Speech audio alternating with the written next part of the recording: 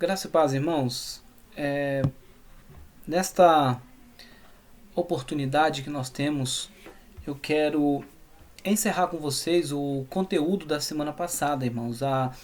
Nós começamos a falar sobre as cartas gerais e dessas cartas gerais ficou faltando ainda nós aprendermos sobre primeira, segunda e terceira João e também sobre Judas, tá bom? Então eu quero passar rapidamente para vocês então essa introdução, tá? Essas informações introdutórias das três cartas de João, e depois nós vamos ver um pouco sobre Judas, e vendo portanto sobre Judas, nós vamos encerrar essa exposição das cartas gerais para depois então começarmos a exposição das cartas paulinas, tá bom? Das cartas paulinas.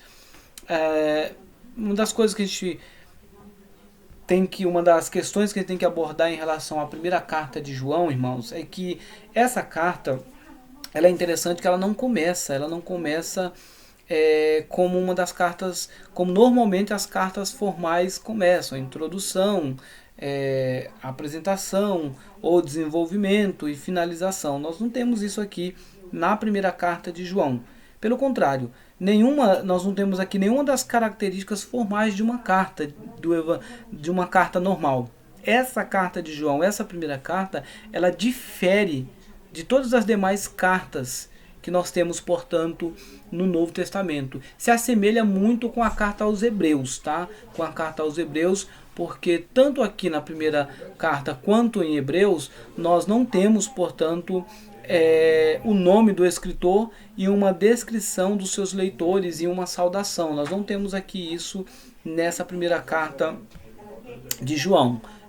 E também no finalzinho a conclusão da mesma forma. Não temos nenhuma característica de carta nessa primeira carta de João. Nós não temos isso aqui, tá? Nós não temos isso aqui. E aí então as informações que nós podemos tirar da primeira carta de João, nós podemos tirar olhando para a segunda e a terceira carta. Por quê? Tanto a primeira como a segunda carta, a linguagem, a forma, os temas, tudo aponta, e o Evangelho de João, tudo aponta para que se defenda 1 João como sendo o autor, o apóstolo João. Porque, como nós vamos ver na segunda carta, essa tese vai ser defendida por autores contemporâneos, mas também pelos pais da igreja no passado, segundo século, autores como Irineu. Eu vou citar razões de porque Irineu vai defender essa carta como sendo de João, aliás, segunda carta, que vai servir para defendermos a tese de que 1 João também faz parte dessa coleção. Mas algo interessante que nós podemos observar aqui na primeira carta de João é que essa carta ela inicia da mesma forma que o Evangelho iniciou. Isso é um dos elementos também que apontam para o mesmo autor, tá? Que apontam para o mesmo autor. Ou seja, tanto o Evangelho como 1 João inicia-se com um prólogo. E o que é um prólogo? O prólogo é o mesmo que introdução, que o prefácio. Tá? A introdução, como os irmãos sabem muito bem, é o início de um trabalho. É na introdução que você chama a atenção para aquilo que você vai falar, que você desperta a atenção dos seus leitores, e depois da introdução nós temos o desenvolvimento. No desenvolvimento você vai defender aquilo que você se propôs na introdução. E, portanto, com isso, caminhando para a conclusão final. E em 1 João nós temos isso, nós temos uma introdução que é justamente semelhante ao Evangelho de João. Na introdução aqui da primeira carta, nós temos o seguinte. Nessa introdução, João dizendo o que era desde o princípio, o que temos ouvido, o que temos visto com nossos próprios olhos, ao que contemplamos e as nossas mãos apalparam com respeito ao verbo da vida. Aí se você for verificar na sua Bíblia, eu peço a você que verifique na sua Bíblia, por gentileza, o Evangelho de João, capítulo 1. Olha como ele vai começar o seu Evangelho. No princípio era o verbo estava com Deus e o verbo era Deus. Então, o prólogo ou o início é semelhante, eles estão falando do mesmo assunto, Jesus como sendo o verbo da vida no Evangelho de João, e na primeira carta dizendo que Jesus sempre esteve com Deus.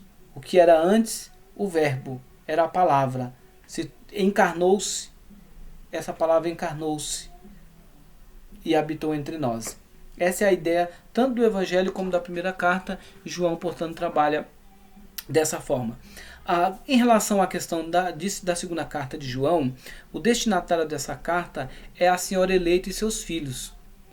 Você pode verificar lá no primeiro verso, vai dizer isso, mas a grande questão é, quem é essa senhora eleita?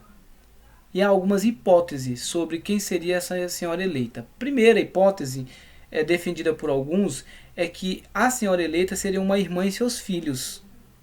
A segunda hipótese é que seria uma referência à igreja local. Eu entendo e sigo alguns estudiosos que vão defender a segunda hipótese, de que a senhora eleita é uma referência à igreja local. Estudiosos, pastores como Reverendo Hernandes, Augusto Nicodemos, John Stott, entenderam justamente isso, que a senhora eleita significava uma personificação e não uma pessoa. E essa personificação não era da igreja geral, mas era a personificação da igreja local. Segundo Stott, seus filhos aqui seriam os membros da igreja, os membros individuais da igreja. Essa carta, portanto, sendo escrita para a igreja local, para a comunidade local, para os membros local, ela é escrita provavelmente entre os anos 85 a 100 depois de Cristo. É provável, portanto, que João utilize essa expressão, porque naquele período, segundo o Reverendo Hernandes vai dizer, e a gente pode estudar esse contexto e entender isso, por prudência, ele usou, portanto, uma personificação, uma vez que a igreja ela estava passando por perseguição naquele tempo. E para a igreja não sofrer a perseguição ali, não ser identificada, João, portanto, muda o nome, não se refere à igreja local. Outra informação da segunda carta de João é o autor dessa carta, ele se apresenta como presbítero. Tá? Então veja, nós sabemos que a palavra presbítero é uma transliteração do grego que significa presbiteros. Uma transliteração do grego presbiteros, que significa ancião, como um cargo na igreja, um cargo de oficialato. Para entendermos isso, João, veja, ele não faz menção do autor, mas é interessante que João aqui, ele utiliza a mesma linguagem de 1 João e ele se apresenta pelo seu ofício. A grande maioria dos pais da igreja vão dizer isso. Como eu citei agora há pouco, Irineu é um dos defensores de que o presbítero aí é o apóstolo João. Para quem não sabe, Irineu era um discípulo de Policarpo. E Policarpo, por sua vez, era um discípulo do apóstolo João. Sendo, portanto, João uma pessoa conhecida naquela época, ele prefere, portanto, não utilizar, não empregar nessa carta o seu nome, mas sim o seu ofício de presbítero, daquele que cuidava da igreja local. O tema central, meus irmãos, aqui nessa segunda carta de João, o tema central na segunda carta de João é a verdade de Deus. Então, eu peço que você a cada citação agora que eu fizer, você pare, verifique lá na sua Bíblia, depois volte de novo. Por exemplo, tema central, a verdade de Deus. Versos de 1 a 3, João vai dizer que é preciso conhecer a verdade. Versos de 4 a 6, ele vai dizer que é preciso praticar a verdade. E versos de número 7 a 13, ele diz que é preciso combater, é preciso permanecer na verdade. Por que ele está dizendo isso? Porque João tem como propósito, portanto, combater os falsos mestres, especialmente o protognosticismo, ou seja, uma doutrina herética incipiente que estava adentrando as igrejas e que toma uma força muito grande no segundo século. Mas João, portanto, ele quer combater já esse protognosticismo, e para combater esse protognosticismo, ele estava dizendo: é preciso conhecer a verdade, é preciso praticar a verdade e é preciso permanecer na verdade. E é algo que deve ser uma realidade em todas as épocas. Não adianta você querer combater o erro se você não conhece a verdade. E para conhecer a verdade não adianta conhecê-la teoricamente. Você precisa praticar essa verdade. Isso vai ficar mais claro na terceira carta que eu vou falar para os irmãos. E não basta só praticar por um tempo a verdade. É preciso permanecer nessa verdade. Tá? Então, veja, essa é a divisão que João faz dessa sua segunda carta. Tá? Dessa sua segunda carta. Terceira João, ele se escreve para Gaio, o destinatário é Gaio.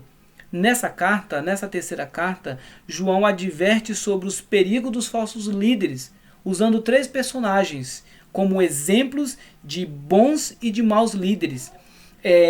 Gaio e Demétrio são modelos de bons líderes, verdadeiros líderes. E Diótrefes, um falso líder. Gaio, por exemplo, se você verificar lá na sua... Você verificar aí na sua Bíblia, ele vai dizer que Gaio não só conhecia a verdade, mas Gaio amava e andava na verdade.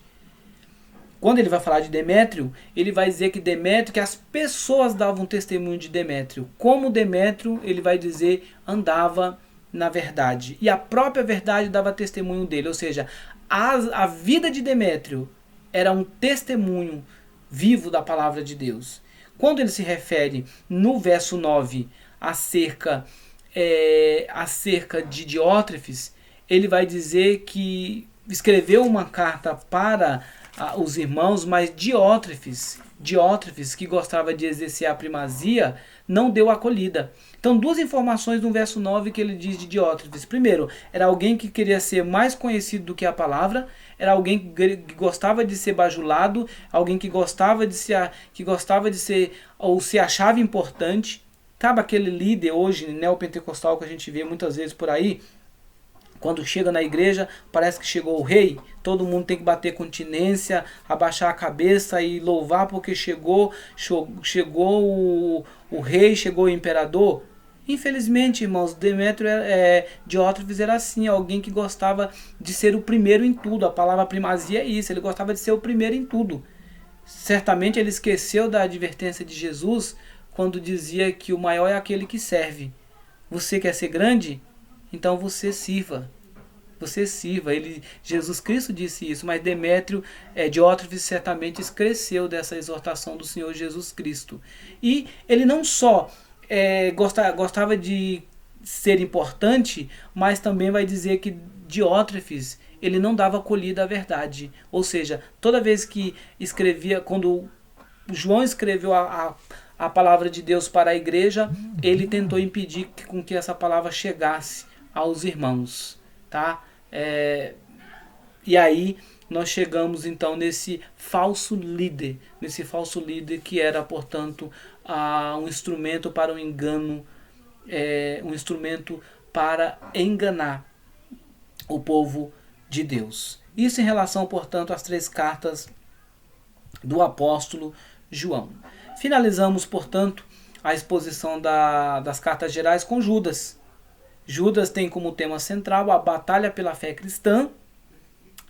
O autor Judas, o meio-irmão de Jesus Cristo, que no começo do ministério de Jesus não cria em Jesus Cristo, veio a crer depois da ressurreição. Tanto é que lá em Atos capítulo 1, nós vamos ver dos versos 1 a 14, que Judas está entre os 120 que aguardavam o cumprimento da promessa, o derramamento do Espírito Santo.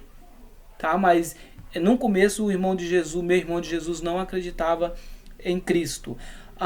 O destinatário da carta de Judas não tem uma, nós não podemos fazer uma afirmação específica, tá? Porque os destinatários aqui eles não são especificados por Judas. Contudo, nós sabemos que esses irmãos eles tinham conhecimento, segundo alguns estudiosos, eles tinham conhecimentos tanto do Antigo Testamento como da literatura judaica contemporânea. Isto, e segundo alguns estudiosos, esse tipo de conhecimento, e João, tanto que Judas vai fazer muitas referências ao Antigo Testamento, até a livros apócrifos, tá? Ele vai fazer referência a livros apócrifos. Nós vamos ver o porquê disso em teologia bíblica.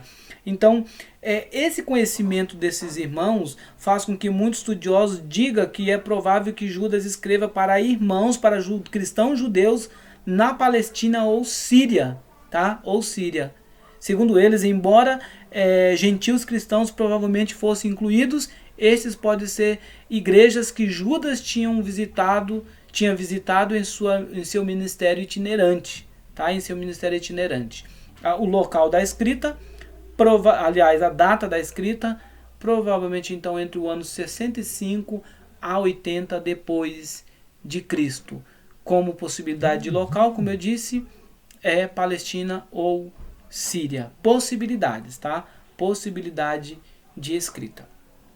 Meus irmãos, finalizando, portanto, a aula passada sobre as cartas gerais, na semana que vem, se Deus assim nos permitir, nós vamos dar início à introdução das cartas paulinas. E para aguçar, portanto, o interesse de vocês na aula da semana que vem, você sabia que dos 27 livros do Novo Testamento, 21 são cartas, e que das 21 cartas, 13 são do apóstolo Paulo?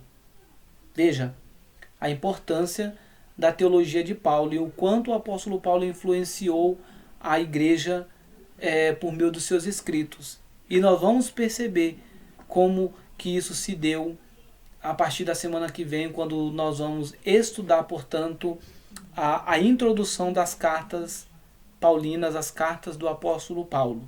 Tá bom? Então, amanhã eu mando para vocês os slides que estão em atraso, e Deus abençoe a vida de vocês, e até semana que vem, se Deus assim nos permitir, para mais uma aula sobre o panorama do Novo Testamento, especialmente as cartas paulinas. Deus abençoe. Muito obrigado, meus irmãos.